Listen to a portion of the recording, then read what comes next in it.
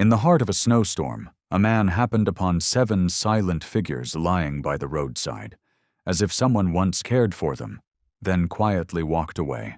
One German shepherd lay at the edge, shielding the others with its body, eyes closed but still waiting for something.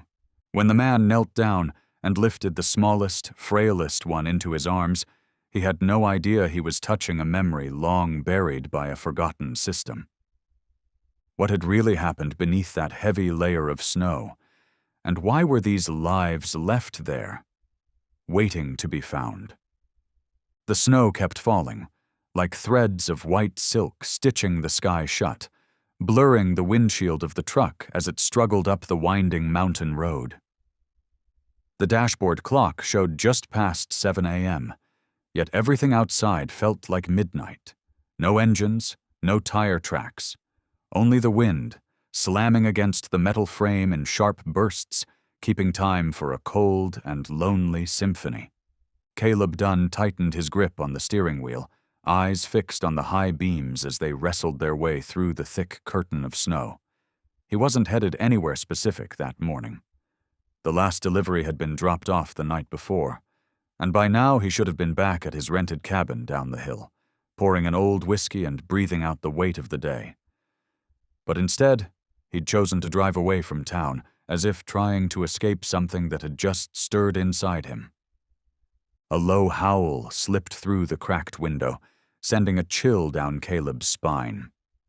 His hand, still steady from years of routine, quietly turned up the heat.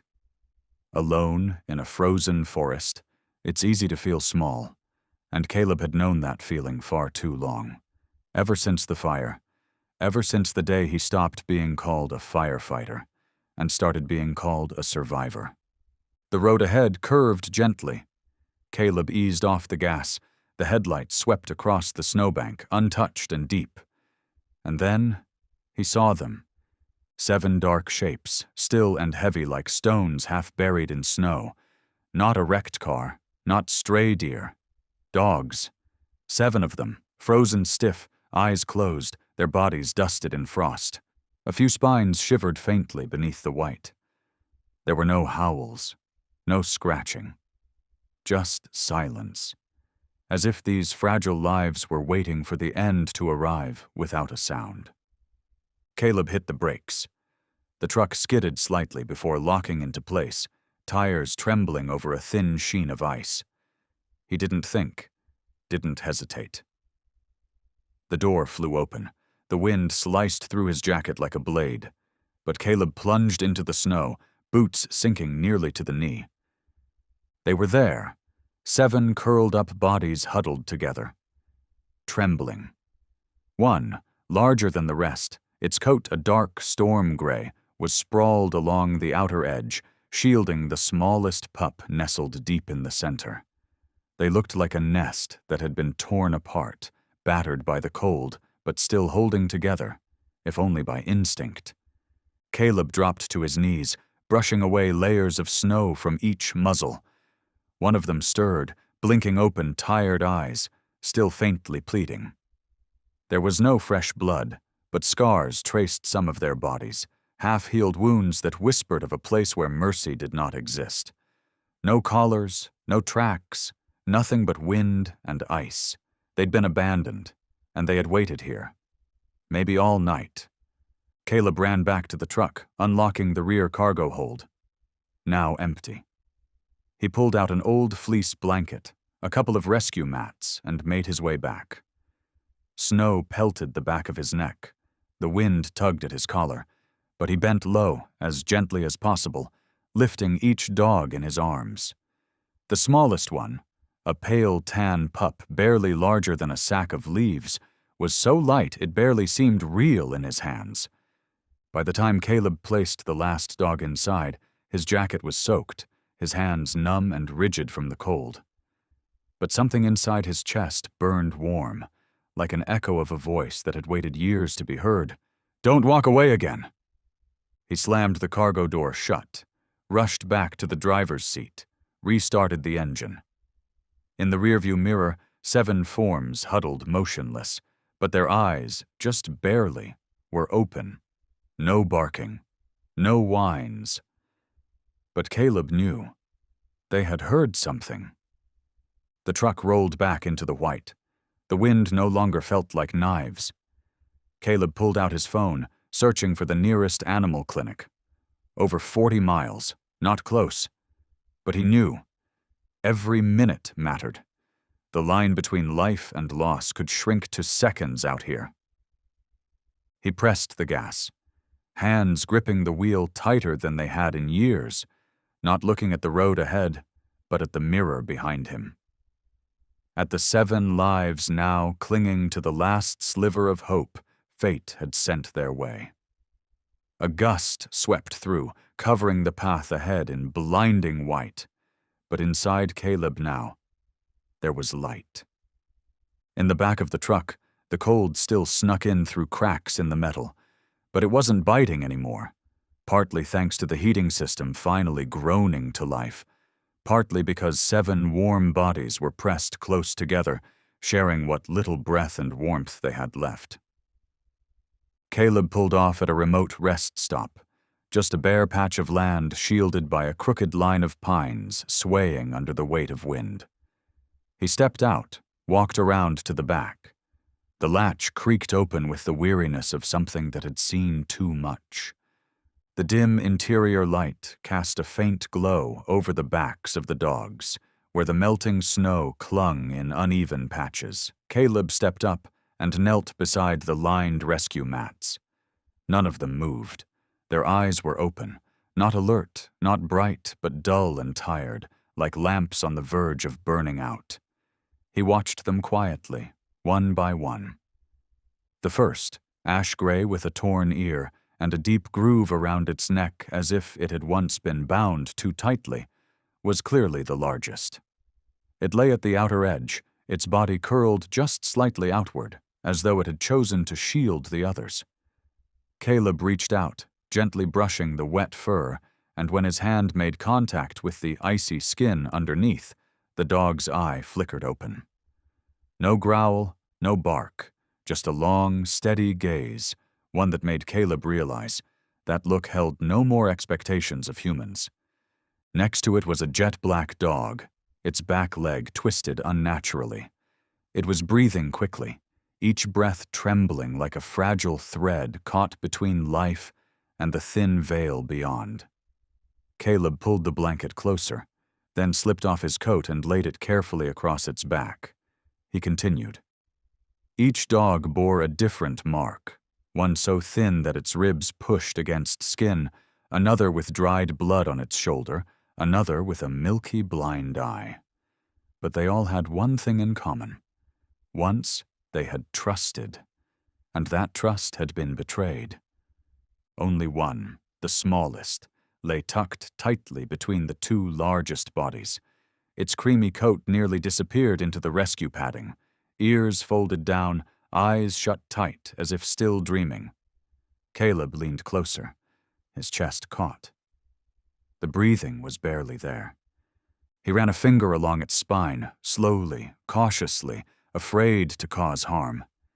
His hand was warm, but the tiny body beneath it was cold. And then, a soft whimper, barely audible, followed by the smallest twitch of movement, enough to tell Caleb it was still alive. He lifted the tiny dog into his arms.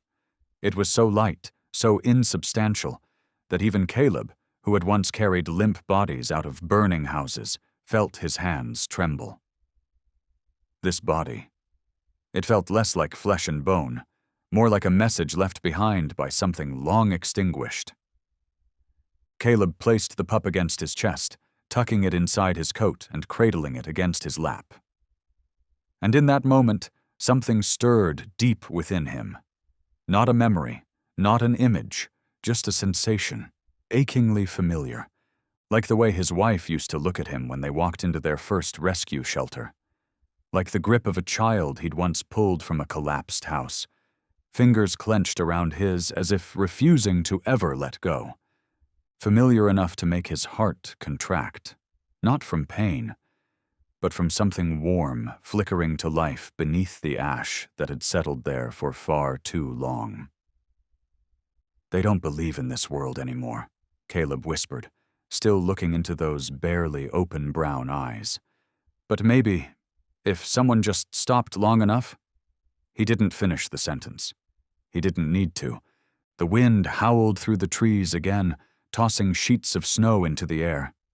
But inside the truck, bathed in soft yellow light, 7 silent creatures, and the man who once thought he had nothing left to hold on to, were clinging together to something fragile, something that still didn't have a name. Caleb pulled the final blanket over the group. He tightened the coat around the smallest one, then leaned back gently against the truck wall. Outside, snow kept falling. But in his eyes now, it no longer stood for cold or loneliness. It looked like threads of healing, quietly draping over every old wound, gentle as a promise. The sky began to shift. The white glow dimmed to gray, heavy with thickening clouds, a silent warning that the storm would soon grow worse. The daylight did little to cut through the frost. It only made every detail stand out more sharply against the biting cold. Caleb sat behind the wheel again, his eyes fixed not on the road, but on the mirror, where 7 fragile bodies huddled close, still silent, but alive. The truck's heater pushed at full strength, but the air was still sharp, not just because of the temperature, but because Caleb knew he was racing time. The nearest vet clinic was over 40 miles away. Mountain roads, black ice, tight curves, headwinds, all working against him. But Caleb had already made up his mind. There would be no delays. He had lost his wife in a fire, not because of the flames, but because the rescue crew had arrived too late.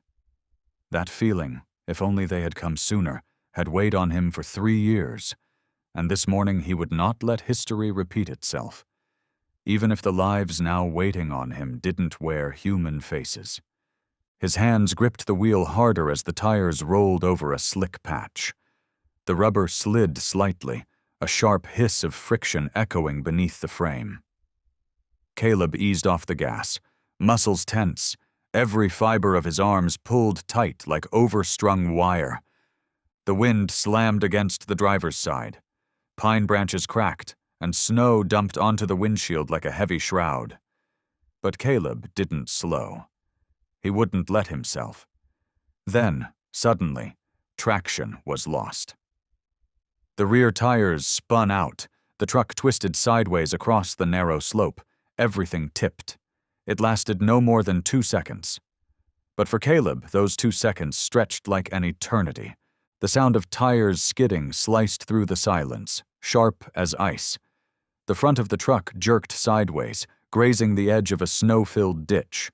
One wheel lifted off the ground, causing the rear cargo bed to lurch violently. Blankets crashed to the floor, and chaos erupted behind him.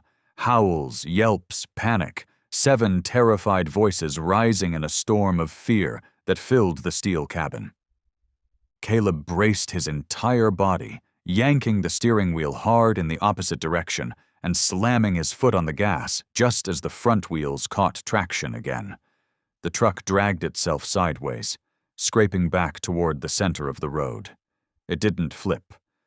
But cold sweat poured down the back of Caleb's neck, and his hands trembled uncontrollably. He brought the vehicle to a stop. Outside, the wind howled, but inside, his heart pounded, not from fear, but from memory, crashing back like an axe to the chest. 3 years ago, in a burning apartment, Caleb had held his wife's hand with the same desperate grip he now had on the steering wheel. Only back then, it was her hand that let go first. He said nothing. Couldn't. His throat locked up. He leaned forward, pressing his forehead to the steering wheel, and for the first time in years, his tears fell. Not out of pain, not regret, but because this time he hadn't let go. After a few minutes, the howls behind him softened. One of the dogs even crept toward the partition between the cab and the cargo area, licking gently at the air vent, as if asking, "Are you still there?" Caleb let out a shaky, tear-wet laugh. He wiped his face with his sleeve, nodding slightly to no one but himself. "Yeah," he whispered. "I'm here." The truck rumbled back to life. This time Caleb wasn't just cautious, he was resolute. The road ahead still stretched long and treacherous, but now he understood. This wasn't just a rescue run. It was a journey back to life. Mile by mile, the truck crept forward, over thick ice, through groves of pine, along curves slick with danger. But not once did Caleb's eyes stray from the path. Behind him, the pale morning light began to slip through the window seams, catching on drooping ears, faint breaths, and a row of tired eyes, no longer entirely hopeless. Inside his chest, something had begun to stir. Small, fragile, but unmistakable. Hope. The front door of Redstone Veterinary Shelter swung open with a dry creak against the wind. Caleb pushed through with his shoulder, still cradling the smallest dog against his chest. The bitter air clawed at his back, but the warmth ahead pulled him forward, as if he had stepped across some invisible line between two worlds. Behind the counter stood Dr. Miranda Hale, a woman in her 40s with gray-streaked hair pinned back into a neat bun.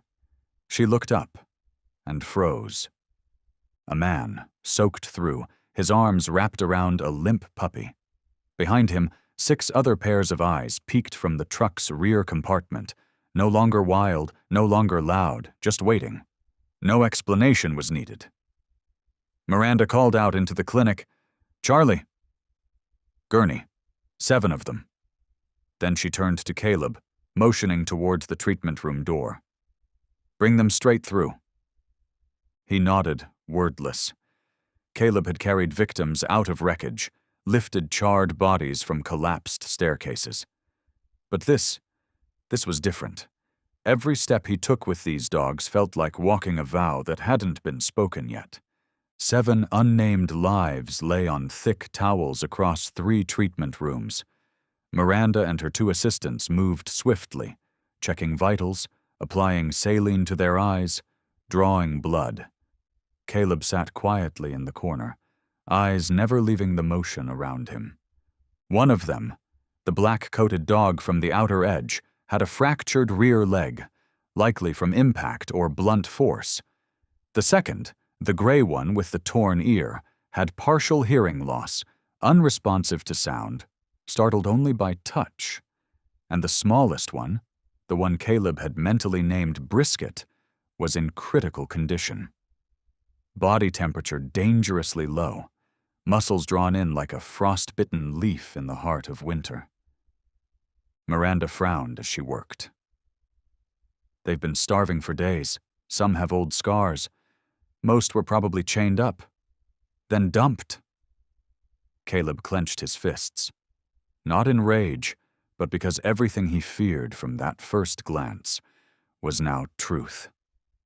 And that sorrow, it wasn't pity, it was understanding.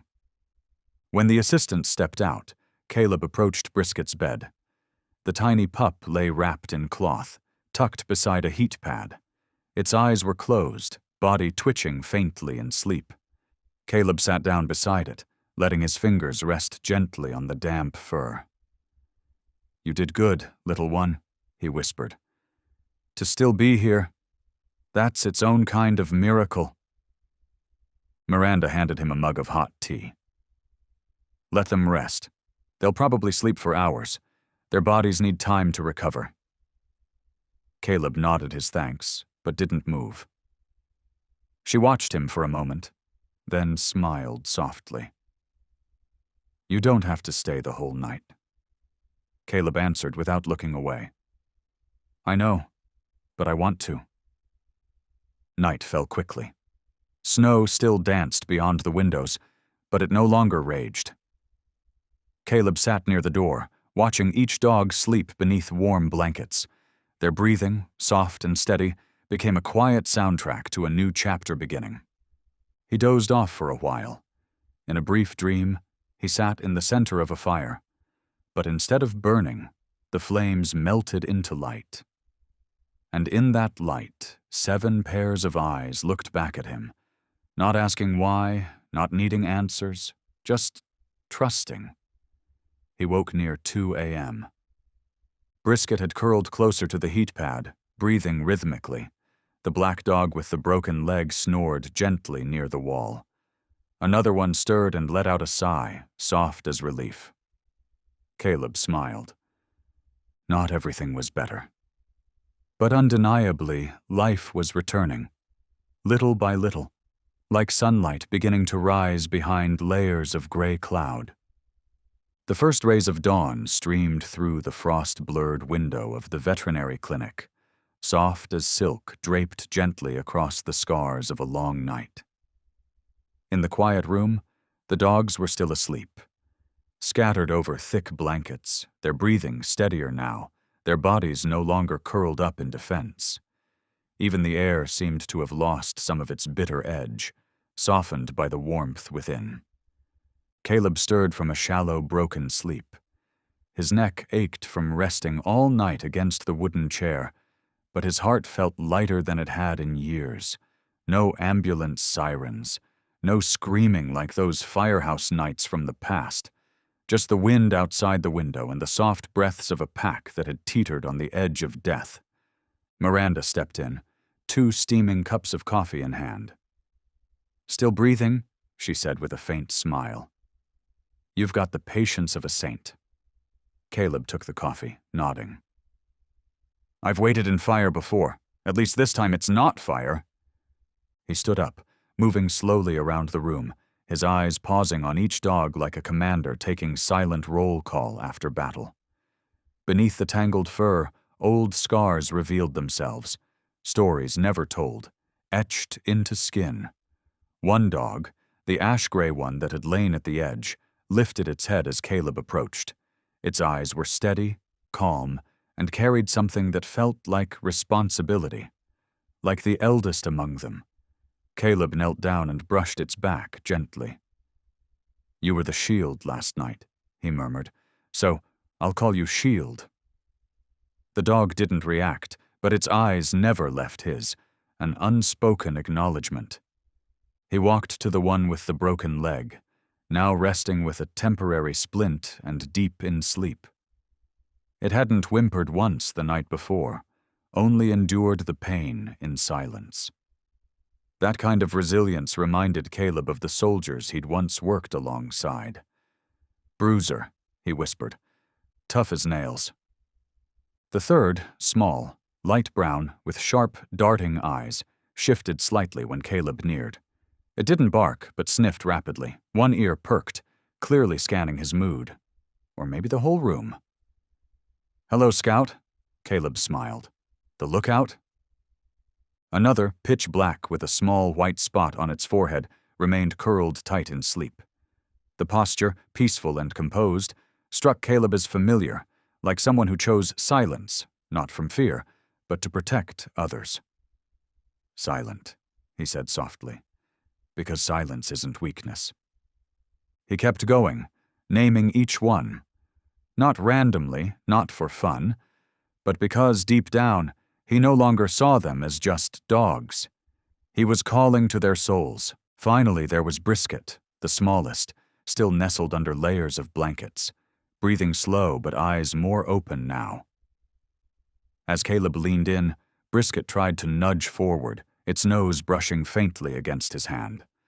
A tiny movement, but one that said, "I see you. I trust you." Caleb smiled and gave a small nod. "You don't need a new name. Brisket fits just right." After a quick breakfast prepared by Miranda, Caleb helped recheck their vitals. While brushing through Shield's fur, his fingers caught something hard just beneath the skin, near the base of the neck. "There's something here."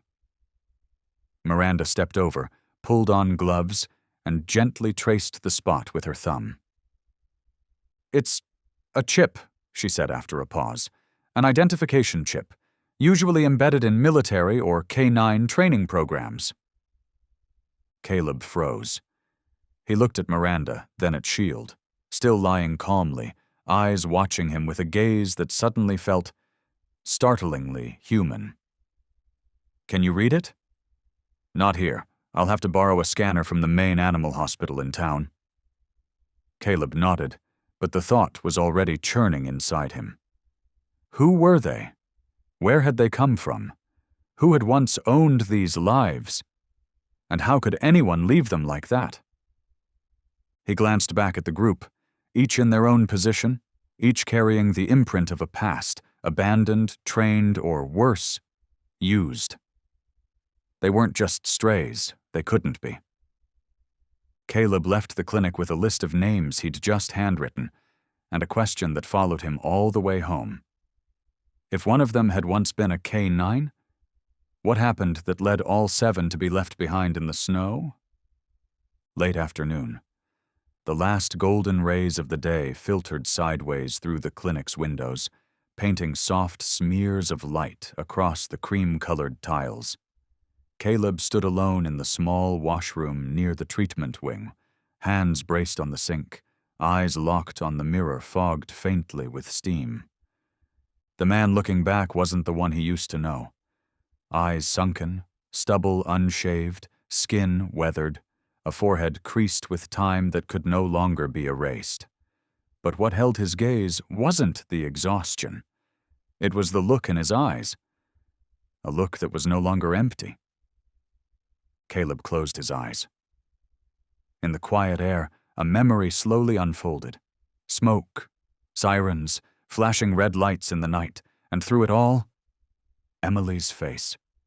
The woman he once thought would walk beside him for the rest of his life.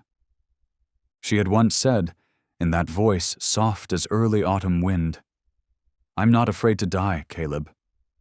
I'm just afraid you'll stop caring about life after I'm gone." And he had done exactly that for 3 years. He moved away from the old town, left the fire department, took no more shifts, skipped every memorial, spoke to no one outside of those who had to speak to him for work. Caleb chose to live like a ghost on snow-covered roads, driving his truck across thousands of miles without ever truly going anywhere. Until that morning. 7 lives lay in the snow, silent, fragile, and no one but him, stopped. Caleb opened his eyes. The face in the mirror still looked back. But this time, it wasn't accusing. It wasn't cold. It looked more like someone who had just rediscovered something they thought was long lost. He splashed cold water onto his face, letting it wash away what grief had settled there, then stepped out of the room.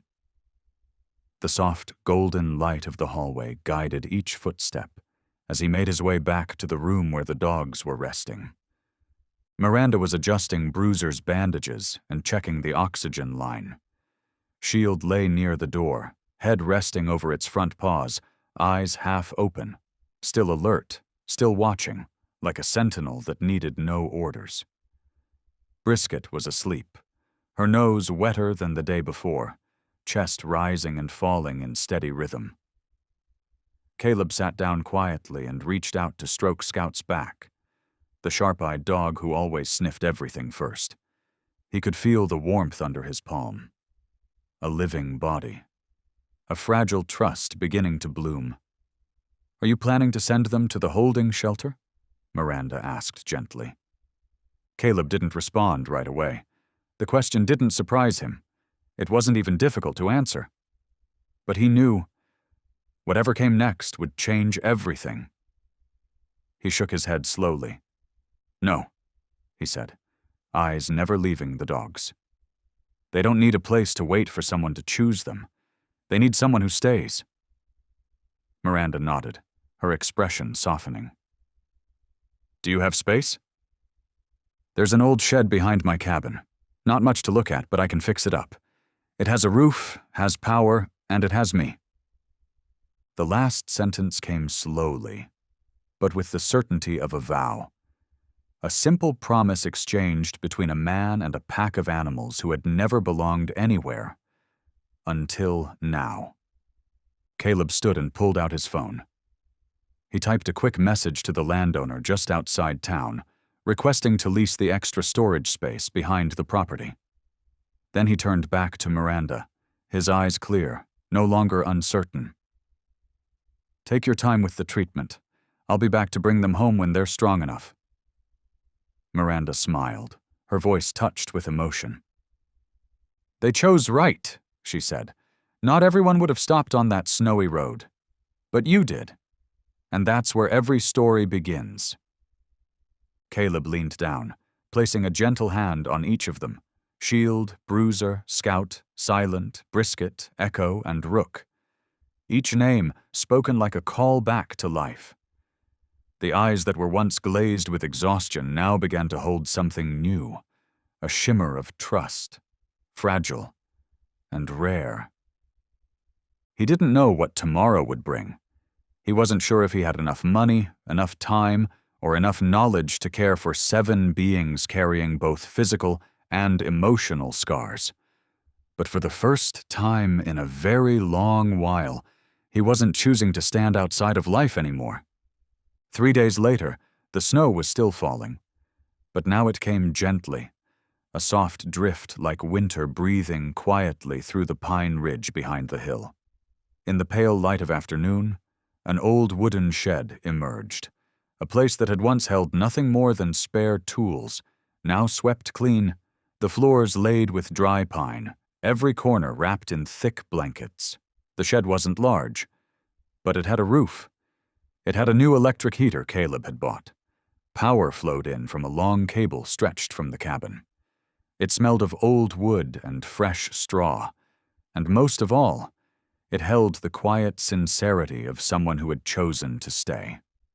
Caleb stood in the center of the room, taking in each small bed made from repurposed cushions laid side by side.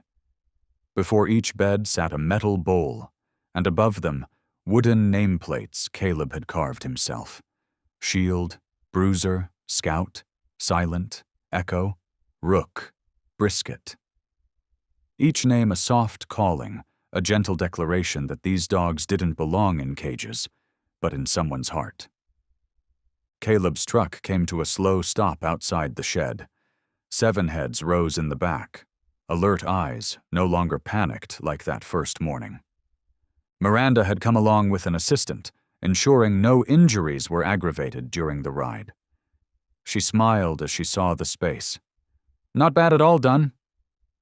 One by one, Caleb lifted them down, Shield first, then Scout, and Brisket last, held close to his chest like something too fragile to let go.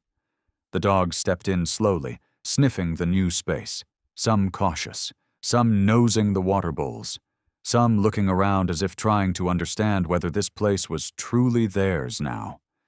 Caleb sat down in the middle of the room. He didn't speak. He simply waited. After a while, Bruiser limped over and laid down by his side. Brisket followed, resting her head gently on the edge of his coat. Scout stayed further back, but both ears were perked, tail wagging faintly. Shield didn't come forward, but didn't turn away either. And Rook, the black and brown one, stood in the corner, body taut, eyes locked on Caleb, as if pulled tight by a string that might never snap, but would never loosen either. Rook didn't growl, didn't bark, just stood there, neither retreating nor approaching, like a spirit still deciding whether or not to forgive. Caleb met the gaze, calm and open. His voice was low.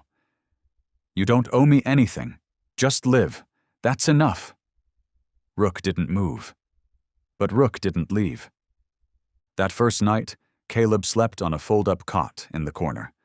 The heater hummed, but the room still held its cold. Yet no one complained. No howling. Just breath, the soft scratch of claws, the quiet clink of water bowls, and every now and then, Bruiser's light snoring. In the middle of the night, Caleb stirred at a faint sound. He turned his head and found Shield sitting beside him, head tilted, as if checking that the strange man hadn't disappeared. Caleb smiled, said nothing. He just reached out, and Shield rested a paw on his hand, like a silent agreement between two sentinels. By morning, pale gold light trickled through the slats in the wall. The dogs began to leave their corners, one by one, exploring the small yard behind the shed. Caleb opened the door and leaned against the frame, watching them step cautiously onto packed snow. They breathed the air like it was the first time they'd ever known the scent of freedom. Scout found a stick and started to chew. Brisket managed a few awkward steps, then fell, but didn't cry. She looked up at Caleb, tongue out, almost grinning. He laughed and tossed her an old rubber ball. Bruiser didn't run, but shadowed Caleb with each move. Shield still kept to the door, standing as if still on duty.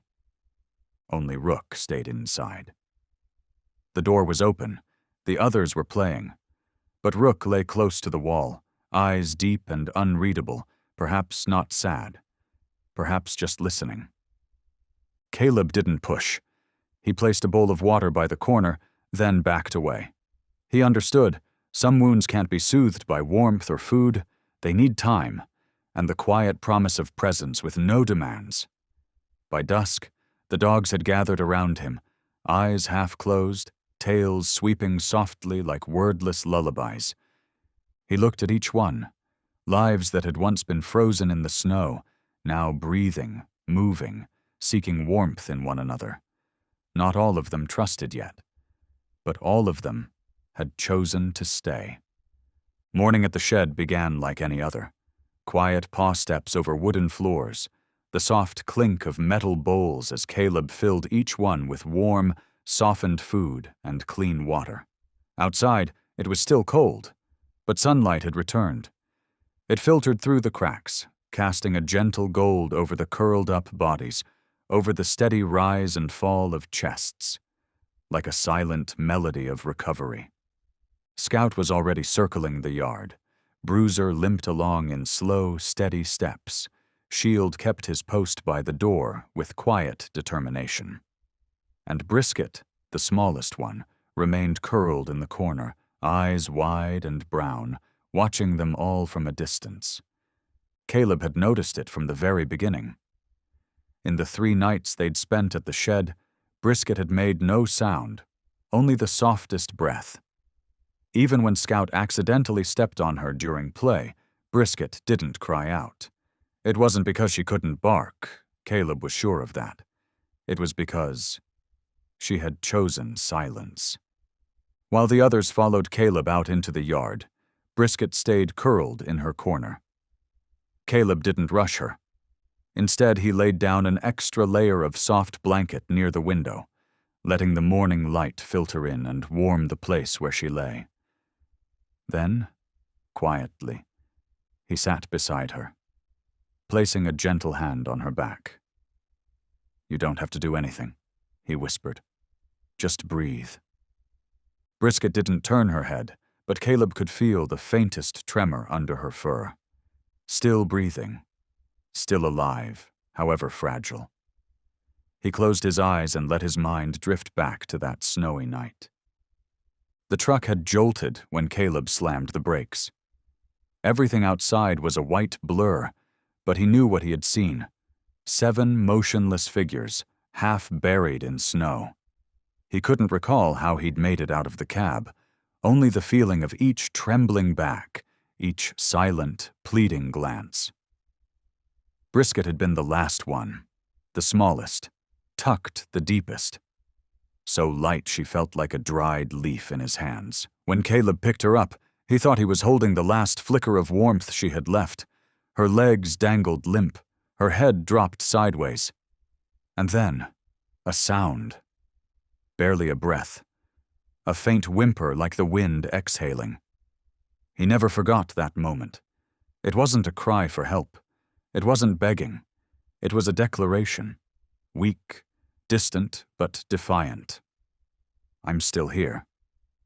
And from that moment, he had called her Brisket, not just for the soft brown of her fur, but because in his heart, she was the last one standing, the one who hadn't given up, even when the world had nearly closed its doors. Returning to the present, Caleb opened his eyes.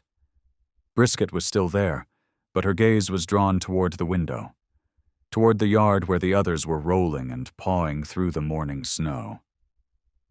Caleb rose, poured warm water into a bowl, and sliced a small piece of boiled meat into thin strips. Sitting back down, he extended his hand slowly, palm open. No words, no pressure. After a while, so slowly, Brisket lifted her head. Her nose touched the meat, inhaled gently, then gave it a small, uncertain lick. But she didn't retreat. Caleb smiled, not because she had eaten, but because she had chosen to reach toward him. He sat there with her 10 more minutes, no words. Not until Brisket, with trembling legs, rose on her own, took a few unsteady steps, then lowered herself again near the blanket. Only then did Caleb quietly stand and take out his phone to snap a photo. The first photo of Brisket, not posed, not proud, just a small, fragile dog with deep brown eyes and a thin body, but still alive, and inching her way out of the shadows.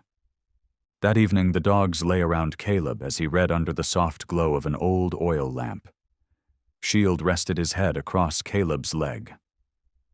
Scout curled up behind Silent.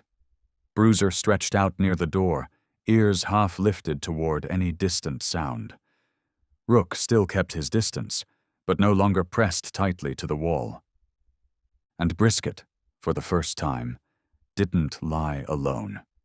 She nestled between Shield and Scout, ears folded, eyes heavy with sleep. No barking, no whimpering, just steady breathing. And to Caleb, that was already a kind of miracle. On Tuesday morning, the sky hung low and gray, thick like coarse wool draped over the forest canopy. Mist clung to the treetops, reluctant to lift. Caleb pulled on his old jacket, the collar lining worn thin, and got ready to leave. But this time, it wasn't to find something new. It was to uncover something long buried. Shield sat quietly in the back of the truck, eyes calm as always.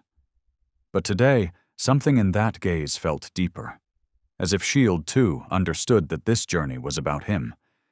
Caleb didn't leash him. He simply opened the tailgate and said, "Let's go." Shield stepped into the bed of the truck, light-footed like a soldier answering a call without needing to be told. Their destination was the Beckett County Military Veterinary Data Center, the only facility nearby equipped to read the high-level military microchips implanted in elite K9 units. The ride was silent. Cold wind lashed the windshield. Snow drifted sideways. But Caleb didn't feel the chill. He had already accepted these dogs as part of his new life. Yet ever since discovering the chip under Shield's skin, one question had refused to let go.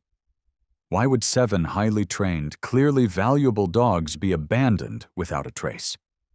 At the center, the front desk clerk was indifferent at first, until Caleb mentioned the phrase, Level 3K9 microchip. The man's demeanor changed instantly. He led Caleb into a private room and placed a call to a senior military vet. 15 minutes later, Shield stood on the exam table, still unchained, still calm. But as the doctor moved the scanner toward his neck, Shield's muscles tightened, posture straightened, and he stood at attention. Caleb froze. "Training reflex," said the vet, Lieutenant Colonel Ridley. "That's the response of a dog formerly assigned to a special operations unit. We see it in elite, EOD, or high-priority search units only." The scanner beeped. A code flashed across the monitor. K9-SHLD-0218/ATF-X4/Special Action Tier/Homeland Security Training Division. Caleb's hand clenched. "Special Action Tier?" he asked. Ridley nodded, his voice dropping to a low register. "That's a tier reserved for K9s trained in extreme risk operations, counterterrorism, explosive detection in active conflict zones, or classified tactical missions. SHIELD, or K9 SHLD, was part of a unit trained out of Black Ridge Base." Blackridge? Caleb blinked.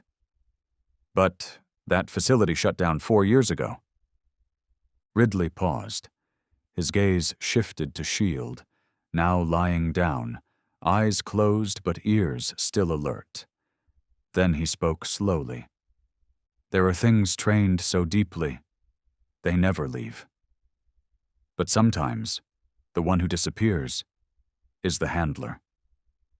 Caleb sat still, the silence folding in around him. Images of the pack filled his mind. Brisket, quiet but resilient. Bruiser, scarred and stoic. Scout, sharp-eyed like a scout should be. And Rook, who had never once barked, whose gaze held the silence of something broken. None of them were just pets.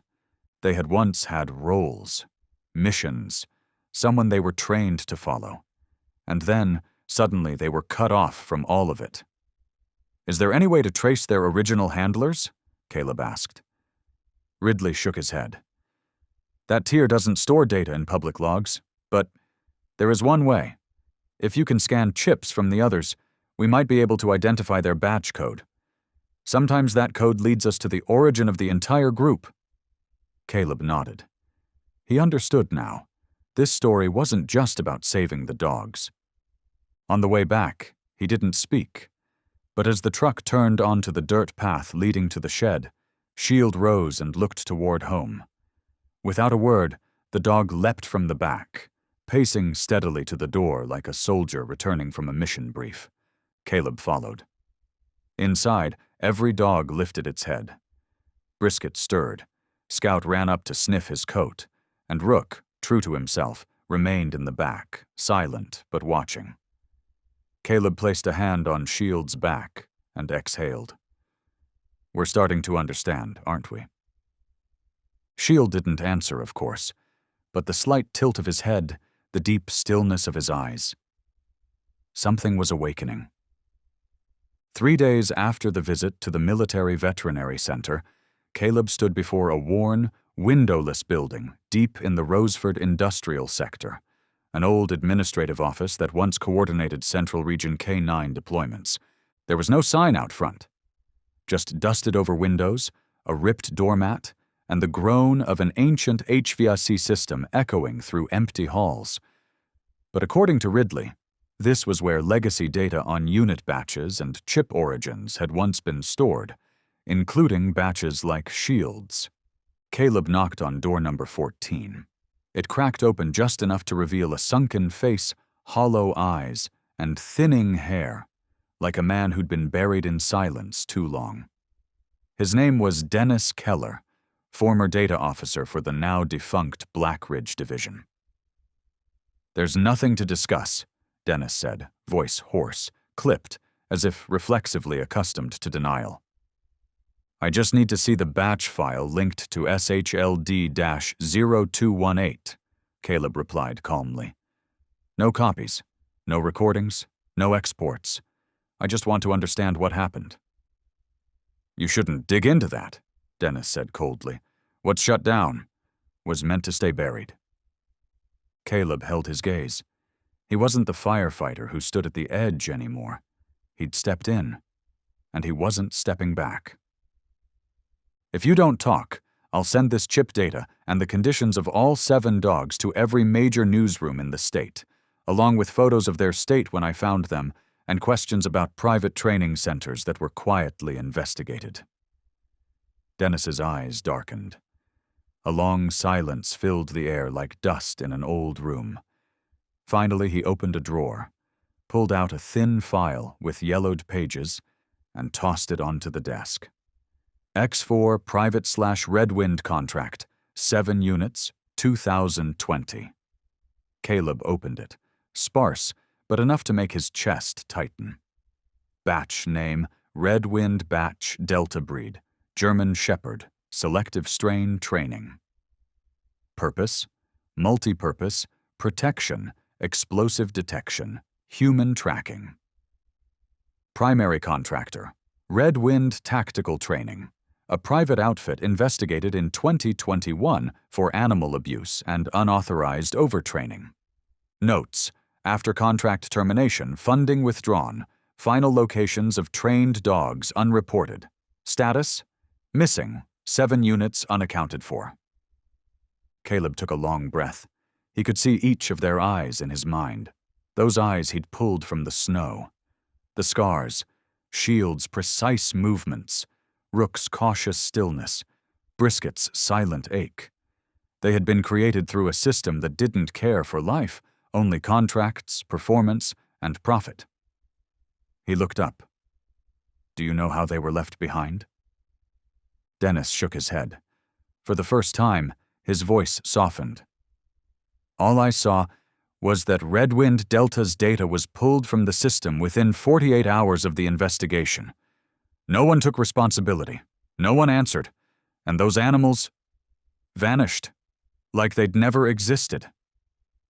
But they did, Caleb said, his voice catching. They lived. They're still here. Dennis didn't reply. He simply turned his face away, like someone who had long known the truth, but had learned how dangerous truth could be when it stripped too many masks away. Caleb stepped out of the office, a thin file clutched in his hand. The sky above held no snow, but the wind bit into his skin like a warning. This path ahead wouldn't be as simple as laying down straw or naming a dog. It would cut deeper. Back at the shed, Caleb opened the door. The dogs were resting quietly. Shield had his head draped over Bruiser's leg. Scout and Brisket shared a corner of the old cushion pile. Silent looked up as Caleb entered, then closed his eyes again, tail tapping faintly. Only Rook, just like always, stood near the window, eyes fixed on the tree line. But this time, when Caleb walked in, Rook turned to face him. No flinch, no retreat, just a steady gaze like waiting. Caleb stepped over and sat beside him. We know now, Rook, he said softly. We know who made you, and we know how they left you behind. Rook didn't move. But in those silent eyes, Caleb saw something achingly familiar. Silence not born of fear, but from having once trusted too deeply, too loyally, until betrayal became instinct. The road to Redwind Training Facility no longer existed on any map. Google only showed a fading gray trail that twisted through dense pine, then vanished at a flat patch of land. Caleb had to stop the truck 3 times to double-check his path, until he finally spotted a rusted sign half swallowed by tall grass, barely legible. Training Division, authorized entry only. What had once been a tactical K-9 training base was now nothing more than a decaying ghost, the hollowed-out shell of an unnamed nightmare.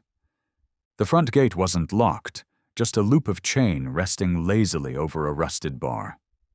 Inside, buildings of cold brick and sagging steel roofs stood deathly still. The high-mounted floodlights hung broken, leaning toward the ground like the necks of the fallen. Caleb walked slowly. Each step felt like it pressed into a past someone had tried to bury for good. He found Building 3. According to the file, it had housed the primary Redwind Delta training unit.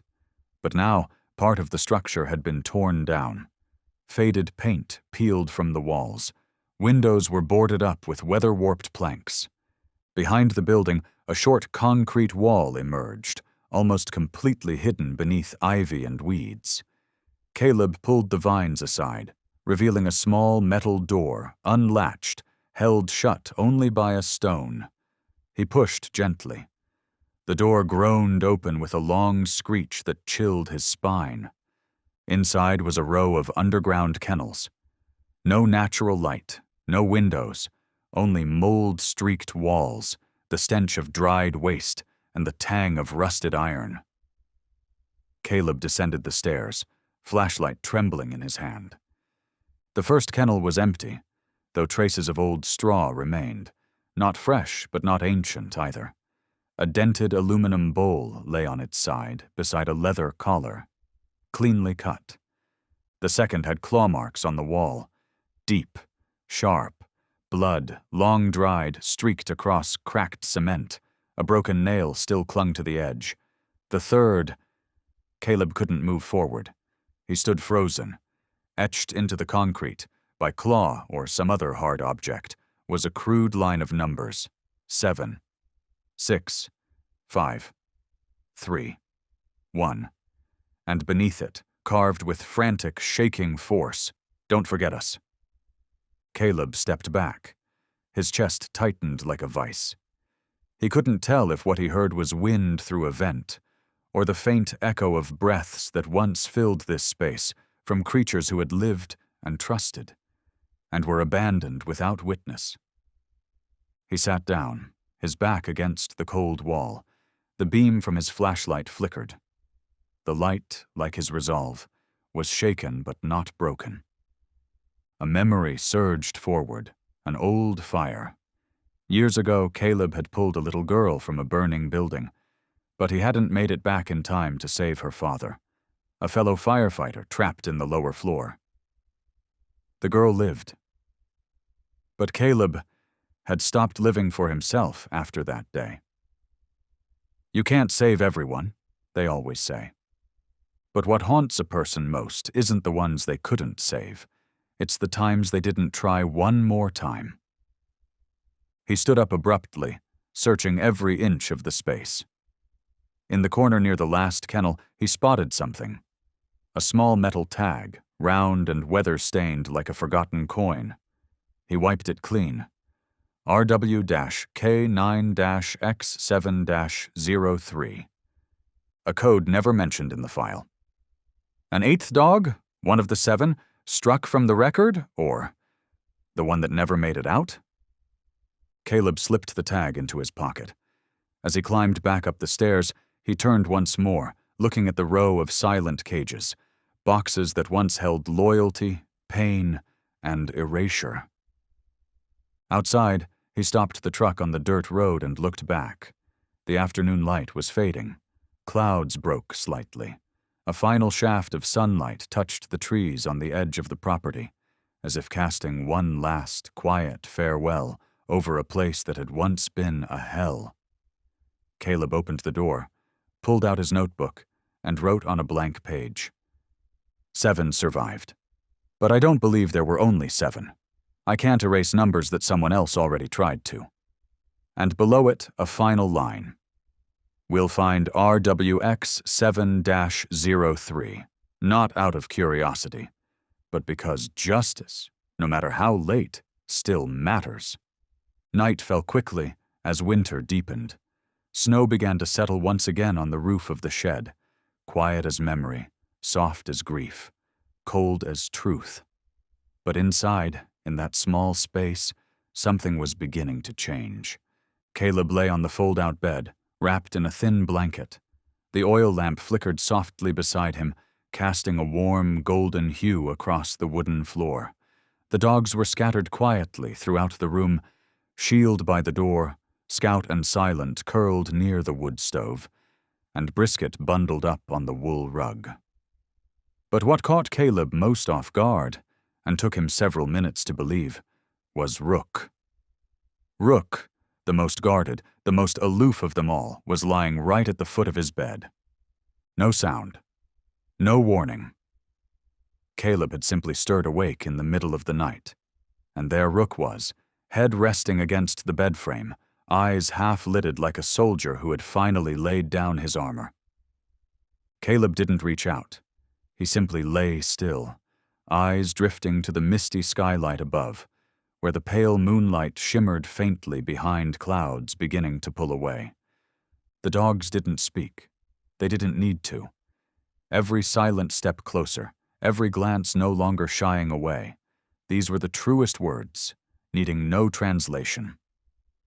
The next morning, snow had fallen like feathers. A soft, powdery white now blanketed the land behind the shed, gentle enough not to hurt, thick enough to record every paw print. Caleb opened the barn door, bundled in his thickest coat, carrying a few worn-out rubber balls and some smoothed wooden sticks. Then he turned, clapped his hands once. "Come on out," he called. Scout was the first to race through the door, tail wagging like fear had never lived in her bones. Brisket followed, hobbling slightly, but eyes lit up with eager spark. Shield strode out with firm steps, then Bruiser, silent. And finally, Rook emerged too. Not fast, but deliberate, voluntary. Caleb threw the first ball. Scout darted off like an arrow, paws skimming the snow with a joyous rhythm. Bruiser grabbed a wooden stick, gave a playful growl, and shook it as if to declare, "I still got it." Brisket rolled in the snow, her mouth open in what could only be described as a smile. And Caleb, he laughed, really laughed, not a polite chuckle, not a hollow echo, but a full, unguarded laugh, erupting from a place deep in his chest that hadn't been touched in years. He ran, called, threw sticks, clapped his hands. The dogs chased after him, barked in delight, leapt up in bursts of joy. Snow flew like sparks in the winter air, catching the light and scattering it across a silver sky. In that moment, no one carried burdens. No one bore their past. There was only now. Only breath, and the sun gently climbing over the distant hills. When they finally collapsed into the snow, panting with wild eyes and warm tongues, Caleb sat on the wooden steps, wiping sweat from his brow, quietly watching each of them. Shield, alert but relaxed now. Scout, curious and swift but returning on command. Silent, no longer hiding in the corners. Brisket, still wordless, but stepping farther than she ever had. And Rook, still silent, still solemn, but lying beside him now, uninvited, but unafraid. Caleb said softly, "Trust. It's not something we're born knowing. But maybe, if a pack of abandoned dogs can learn to trust again, maybe we can too." The wind swept through the pine ridge behind him. A single dried needle drifted down, landing gently on the snow, like a whisper. Caleb took a deep breath. He knew there were still questions. About RWX 7-03, about Redwind, about others, maybe still waiting somewhere, still unheard. But today, right here, one truth stood clear. The dogs had begun to believe again.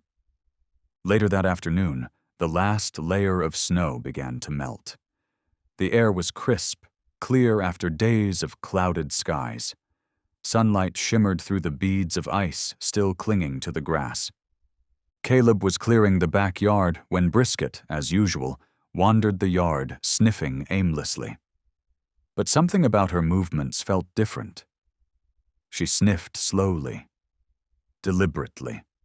Each step forward carried her in a specific direction, not looping, not meandering. She stopped at the edge of the fence, turned, and looked at Caleb. He set his gloves down, walked over. Brisket touched her nose to his hand, then turned and walked away. Not aimless, leading. Caleb followed, heart thudding in a strange, quiet rhythm, some strange instinct scraping at the edge of his chest. Brisket led him past the overgrown lot behind the barn, down a narrow trail he hadn't noticed before. The dense pines began to open, and the sound of flowing water emerged. Soft at first, then clearer. The river. Brisket picked up speed, paws sinking into the muddy snow, ears standing high. By the time they reached the riverbank, Caleb knew something was wrong. The air carried the faint sting of iron. Brisket froze at a cluster of reeds by the water. Then, she howled. It was the first sound Caleb had ever heard from her. Not loud, not long, but deep, like it had been torn from some unreachable part of her memory. Caleb stepped forward. In the thicket of reeds lay the frozen body of a dog. Gray coat, a deep gash along the side, but what stopped Caleb cold was the torn leather collar, its insignia nearly erased. RW-K9. Brisket didn't bark. She stood beside the body, gently touched her nose to the dead dog's ear, then pulled back, like trying to wake someone who had been asleep for far too long. Caleb knelt down, brushing away the hardened snow from the body. On the front left leg, a mark once tied, possibly a chain. The dirt nearby was clawed at, and a trail of dried blood marked its path down from the slope. "You tried to escape," Caleb whispered, "and no one came in time." A sudden gust of wind swept through. Brisket took a step back, her eyes fixed on the river. Caleb didn't know what connection tied her to the dog they had just found. Perhaps a friend, perhaps a teammate, or maybe one of the rest from the list, those silently erased without mercy. He dug a small grave beneath a pine tree, where the earth was still soft. Laying down the wool cloth from his pack, he wrapped the frozen body in the same jacket he had worn the night he saved the others from the snow. Brisket stayed inside the clearing the whole time, unmoving. When Caleb placed the last mound of earth, she bowed her head, once, then looked up again. Her eyes were clear, but dry. Caleb pulled out a small wooden plank and carved a line into it with his knife. "We heard you." Below it, he etched a simple mark, RWX7. On the walk back, Brisket didn't take the lead as she usually did. She walked in step with Caleb. Occasionally, she looked up at him. Then she'd turn back, glancing toward the woods behind them. She didn't need to say anything. Caleb understood. Brisket was not just a survivor. She was the memory of everything that had been left behind. When they reached the barn, Shield ran out to greet them, but stopped, sniffing the unfamiliar mud and cold on Brisket's coat. Scout growled low, but went silent as soon as Caleb shook his head. The dogs knew. Something had shifted. That night, as the pack lay quietly around the stove, Caleb opened his journal. His hand trembled slightly as he began to write, "What gets left behind isn't just the body. It's a piece of truth. If one of them didn't make it out, then there might be others, still out there, waiting for someone to arrive in time." He paused, looking down at Brisket curled at the foot of his bed. "And if today you led me there, then tomorrow I'll be the one who keeps going." The phone rang at exactly 2:14 a.m. Caleb opened his eyes, unsure if he was still dreaming. Inside the cold barn, there was only the sound of wind pressing against the wooden door and the steady breath of the dogs scattered across the room in deep sleep. The phone blinked faintly on the table near his bed, lighting up with a name he didn't recognize. Rachel Tran, investigative reporter. He picked it up, voice rough with sleep. "This is Caleb." A calm, composed woman's voice came through the line, not hurried, but leaving no space for hesitation. "Are you Caleb Dunn? I'm Rachel Tran. I work with an independent investigation unit called Voices Unheard. I read your piece, and I believe we need to talk. Now." Caleb sat up, his back pressed against the wall, glancing down at Brisket shifting softly by his feet. "I'm listening." This time Rachel's voice slowed, as if weighing each word carefully. "I've been following disappearance cases involving working dogs for the past 3 years. Most of them got brushed off, because technically they weren't people. But when your article came out, I cross-checked a few old entries. And you need to know this, your dogs aren't the only ones." Caleb didn't breathe.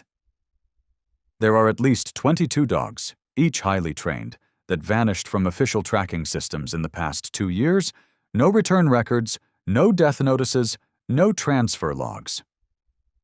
One of them was a K-9 unit named Valor, formerly with the Bangor Police Department in Maine, retired after a mission injury, disappeared 2 months later. But here's the part I haven't told anyone. 6 of them shared the same batch code as yours, RWX7. Caleb's grip tightened around the phone. His temples throbbed. His hand instinctively reached for Brisket, like anchoring himself.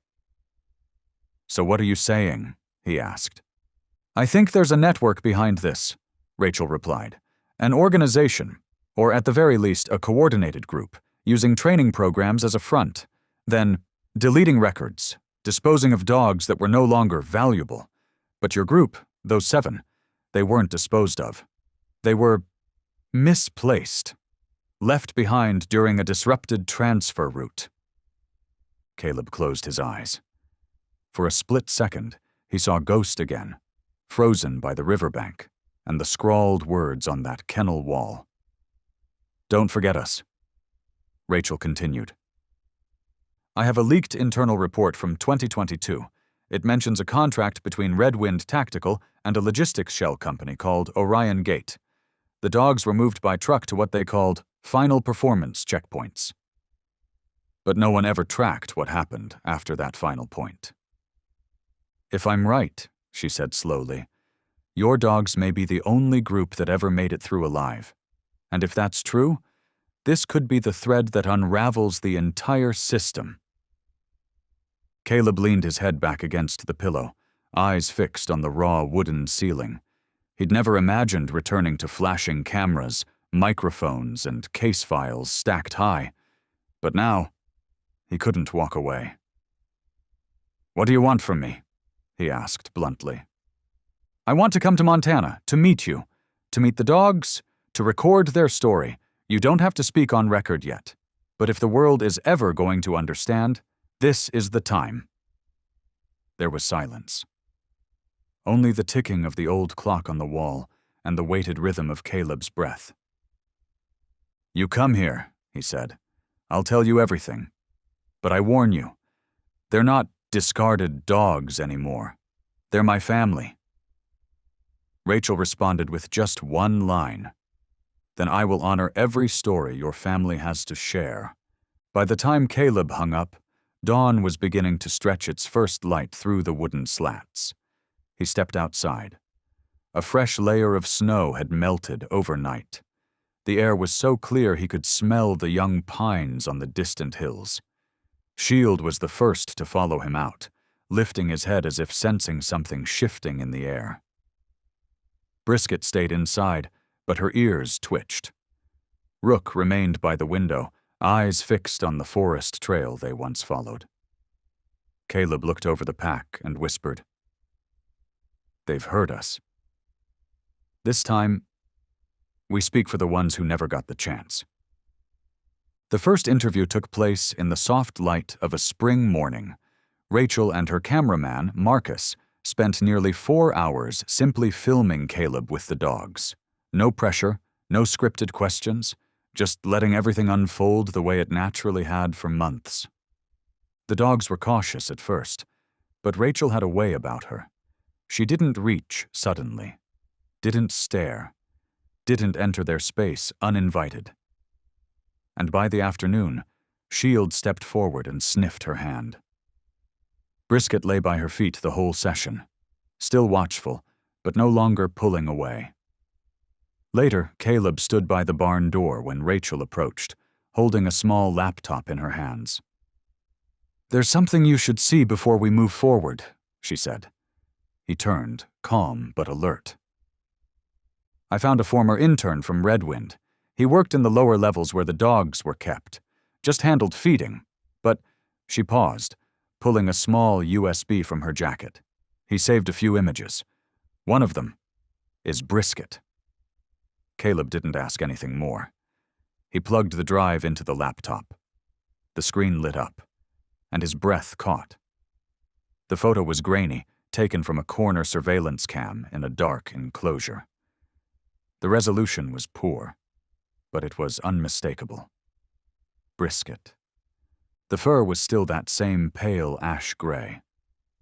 But Brisket had been so thin then, her bones pressing against her skin, her eyes wide to the point of breaking, not from fear, but from trying to understand how the world could be that small. Inside the iron crate, with concrete floors, there was nothing, just a cracked plastic bowl and scratch marks lining the wall. Caleb dropped to the floor, hands covering his face.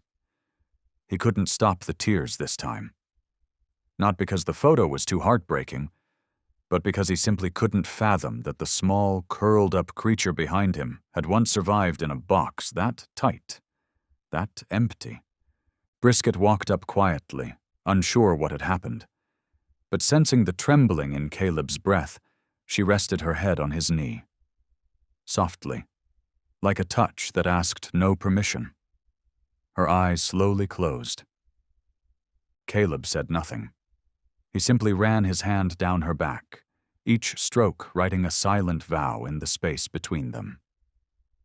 That night, after Rachel and Marcus had returned to the inn, Caleb sat alone by the small fire. On the table lay the printed photo, freshly run through an old inkjet. He slid it into his worn notebook, just beneath a tab that read, "Brisket, the last to survive." And in that moment, he knew they had to go back. Not for vengeance, not to demand answers, but simply to say goodbye. 3 days later, the small truck was packed. Water, food, a first aid kit, a few rolled-up mats, and the new leather collars Caleb had made by hand, one for each of them, inscribed with their name and a single phrase, "Chosen to live." Shield sat in the passenger seat beside Caleb. Scout and Silent lay curled in the middle row. Rook took the back, nose pressed to the small side window, watching the world blur past. Brisket, as always, was tucked into Caleb's coat, head resting gently against his chest. The road to Redwind hadn't changed. Sharp turns, whispering pine ridges, the same rusted signpost, still leaning like it had been forgotten. But this time, Caleb wasn't coming alone.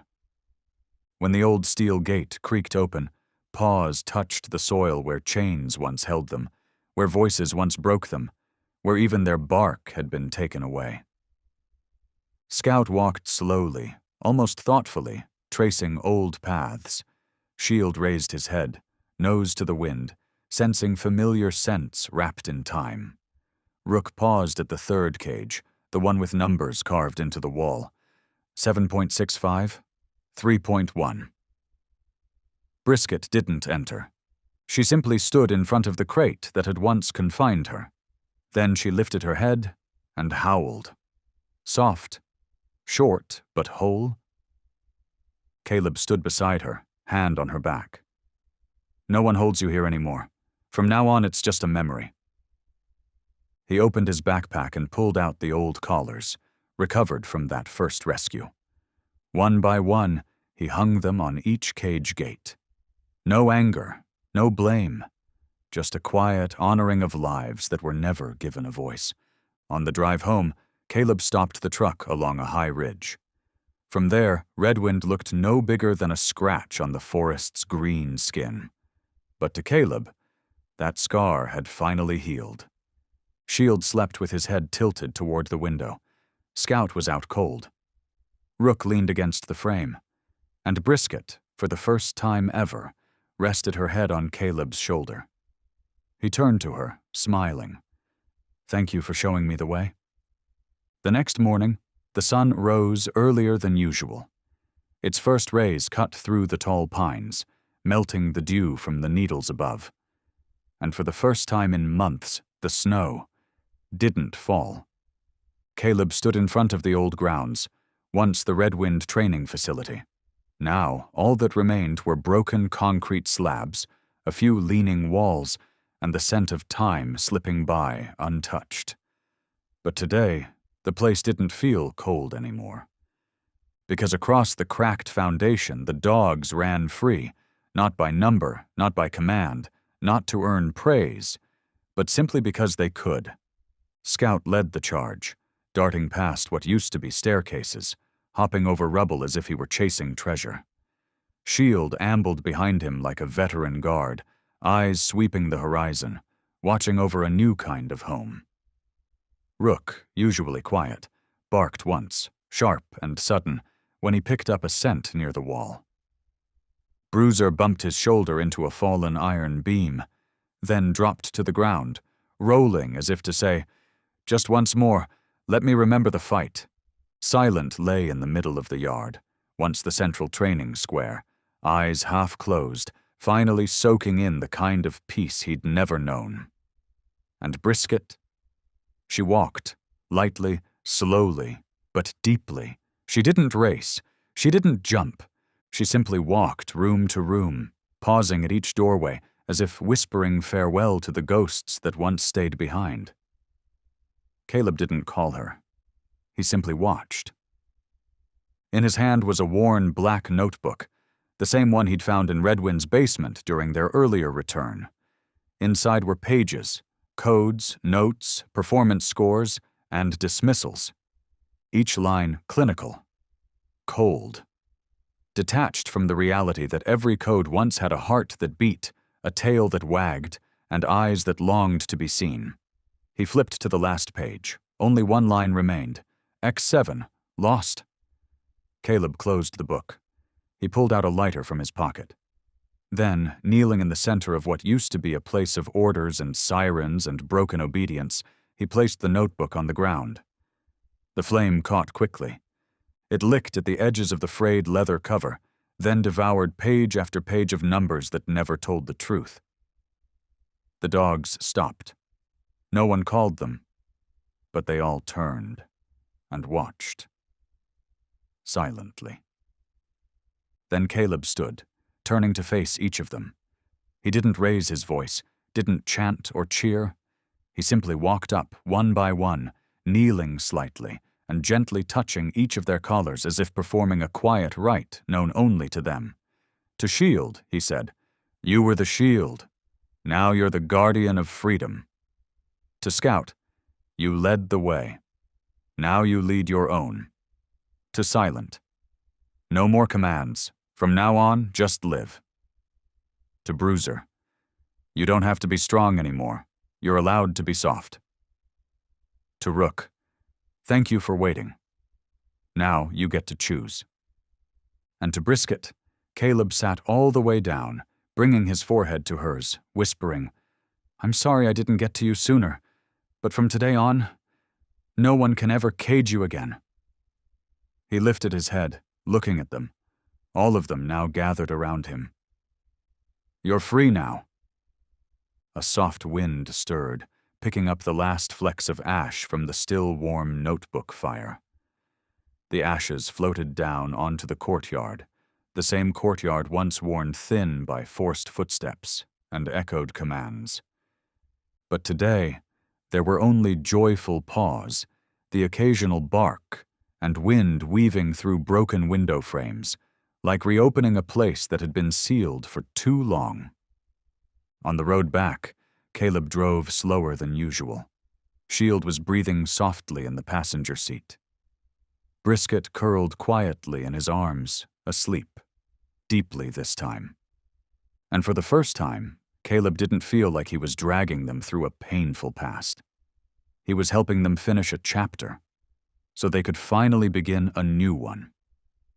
When Caleb stepped onto the small wooden stage erected in Redstone's public square, the morning sun had just broken through the clouds after a night of gentle rain.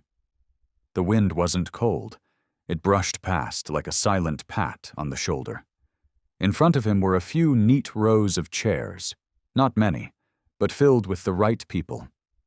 A handful of local reporters, a few television crews, animal welfare volunteers, and townsfolk from every corner. No spotlights, no boom mics, just a single microphone and a quiet speaker. But every eye wasn't fixed on Caleb.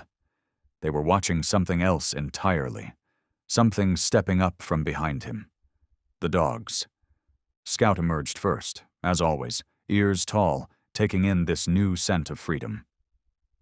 Shield walked right beside Caleb, his gait proud, his eyes scanning the area like a veteran watching over home. Rook followed, slow but no longer timid. Silent sat beneath the podium, directly under the beam of sunlight, as if he'd known that was his place all along. And Brisket, no bark, no wagging tail, simply stepped forward, lifting her head to face the crowd. Caleb said nothing at first. He didn't read from notes, didn't recount the stories he'd written in the margins of sleepless nights. He just leaned into the mic and spoke in a quiet, grounded voice. Not dramatic, just real. I could say a lot about the days they were left behind, about the cages, the codes, the system, but if you need just one reason to believe, then please look into their eyes. He turned to Brisket, the smallest one, once locked inside a crate barely bigger than a drawer. He raised his hand with a subtle signal, the kind they'd all once been trained to respond to. Brisket stepped beside Rook, curled up gently. Rook nudged her back with his nose. A female journalist quietly raised her phone to film. A young boy in the front row gripped his backpack tighter, staring silently at Bruiser, who had flopped down like a tired uncle at the end of a long journey. Caleb continued. They don't speak, but every scar, every flinch at a sudden sound, every guarded glance, those are stories, proof of what was done. He reached into his pocket and pulled out a copy of the report he'd written months ago, but never submitted. He placed it on the lectern and tapped it once. I won't read it aloud. I'll let you investigate, write the rest. My job was to bring them here, so those who needed to see could see. And then, something Caleb never expected happened. Not a barrage of questions, not protest, not even silence, but applause. Slow at first, one clap, then two, then all at once. No cheering, no shouting, just a wave of quiet clapping that filled the square, not for him, but for the lives sitting patiently beneath him. Scout startled a little but didn't run. Shield lifted his head higher, eyes glassy. And Brisket, for the first time in front of strangers, wagged her tail. After the event, a middle-aged woman approached, hands shaking as she held out a knitted scarf. My husband served with a K-9. He's gone now. But that one? She pointed to Shield. That look in his eyes? It's the same. Thank you for not letting them be forgotten. A family from the neighboring town brought a sack of food and warm blankets. A high school student held up a handmade sign that read, "Injustice toward a species that knows how to sacrifice is injustice toward us all." And in the days that followed, Caleb's wordless speech spread, not through persuasion, but through presence, through the simple, undeniable existence of beings who had nearly been erased.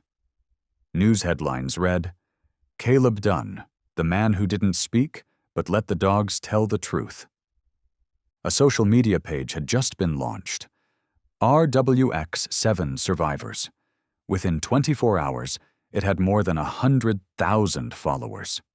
That night, Caleb sat in the old storage barn by the fire. Scout rested his head on Caleb's lap. Rook had his chin propped on the wooden leg of the chair. And Brisket, as always, was curled up at Caleb's side, breathing slow, steady, safe. He no longer wrote in his journal, but this time he picked up a piece of chalk and wrote a sentence on the wooden board nailed to the center of the wall. No need for words. If you're still here, that's enough to tell the story.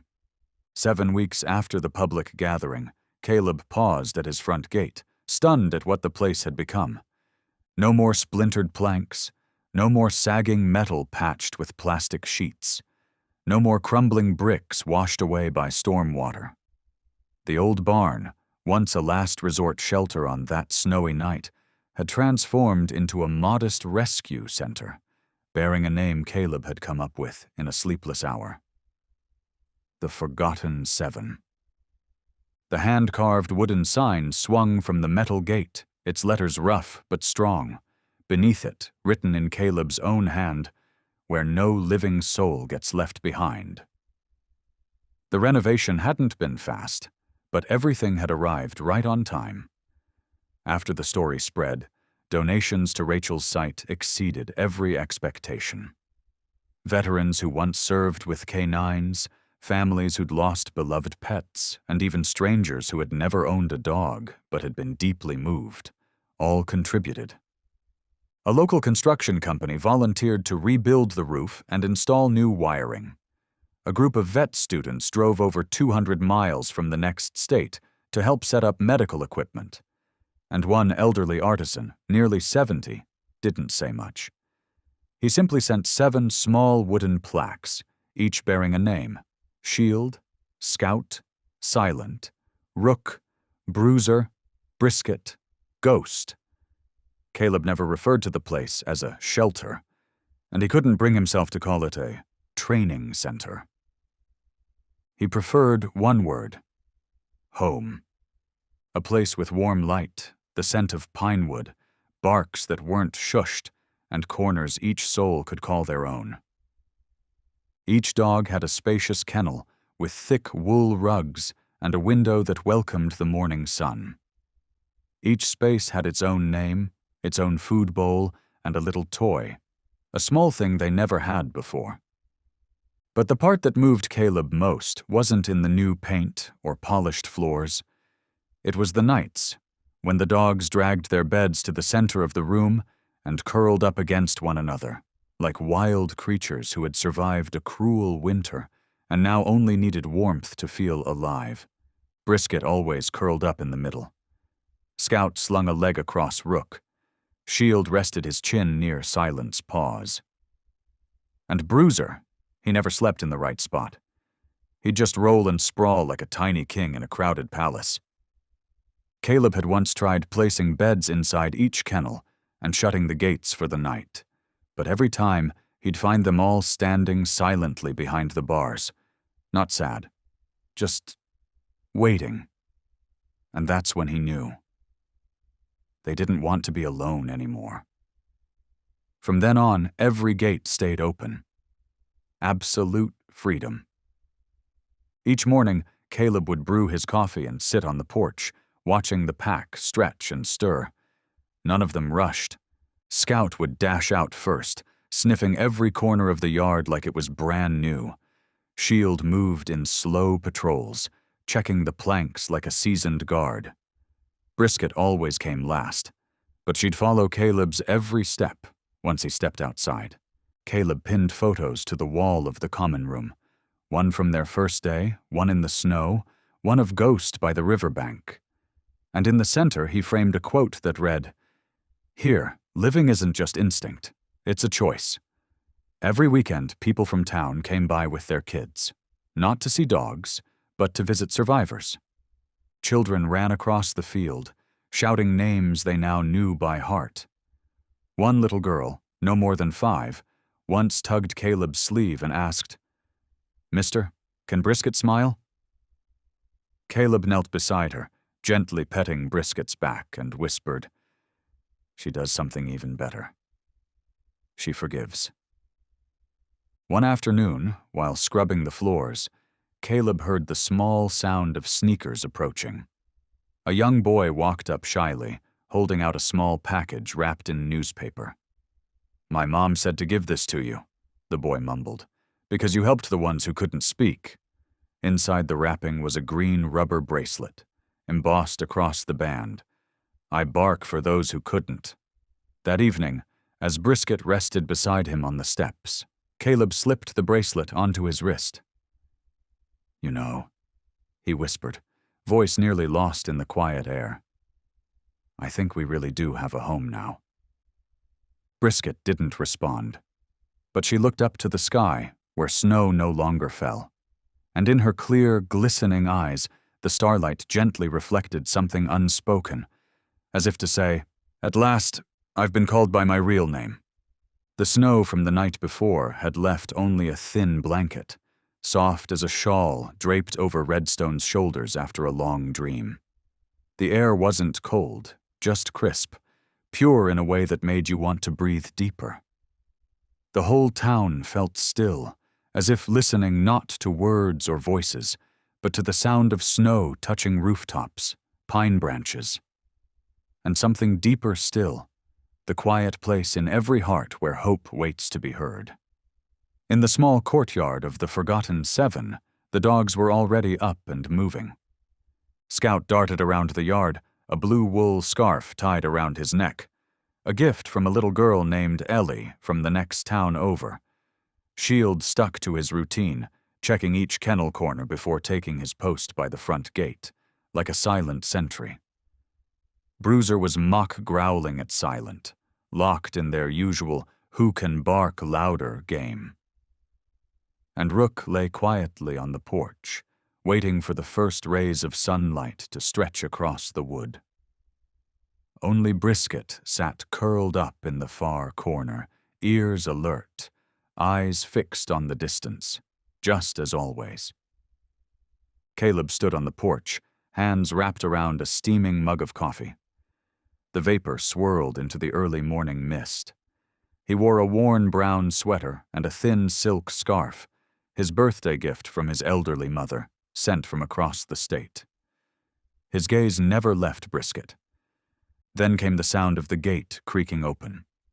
Small footsteps entered, canvas shoes dusted with snow, a deep red coat with teddy bear ears on the hood. It was little Mia, 6 years old, the girl who once sobbed when she first met Bruiser because he looked like a bear, but not scary at all. Today, Mia had come alone. No mother walking beside her like before. One hand held a small rubber ball. The other fumbled with the gate latch. Brisket turned her head. Her eyes widened. Her body tensed, not in fear but in focus. And what happened next made even Caleb stop breathing. Brisket stood up. She didn't back away. She didn't slink behind the wooden crates like she usually did. Instead, Brisket stepped forward, slow, deliberate, toward Mia. Mia sat down and held out the ball, saying nothing. A breeze lifted a few strands of her reddish-brown hair, brushing them gently across her forehead. And then, for the first time since that blizzard night, Brisket barked. It was short. It wasn't loud or eager, but it was clear, full, unmistakable. "I'm here." Scout froze mid-run. Shield lifted his head. Silent turned. One by one, every dog stopped, and then, as if called by instinct, they each began moving toward Brisket, as if to say, "We heard you." Mia beamed, her cheeks flushed with joy. She gently placed the ball on the ground and reached out to pet Brisket's back. No hesitation. And Brisket didn't pull away. She didn't retreat. She lay down right in front of the little girl, resting her head across those tiny legs, eyes closing in quiet peace. On the porch, Caleb tightened his grip on the coffee mug. He didn't speak. He simply stood there, watching the moment unfold, like he feared it might vanish if he blinked, like breath dissolving into snow. Every memory, driving through storms, wiping blood from paws, the fever nights nursing Rook, the haunting image of Ghost by the riverbank, all of it melted away in that thin layer of snow falling again.